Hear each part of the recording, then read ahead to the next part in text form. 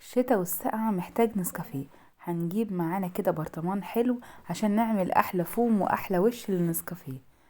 هنحط في البرطمان ده معلقتين نسكافيه من البرطمان بتاعنا، ونبتدي نحط السكر على حسب الرغبة، يعني على حسب عدد الكوبايات اللي انت هتعمليها.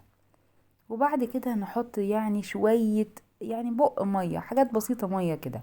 وهنبتدي نقفل البرطمان بتاعنا ونربها كويس جدا جدا لحد بقى ما تقول يعني خلاص انا كده اكتفيت، لحد ما تبقى معايا فومها ولونها يفتح وتبقى جميلة جدا.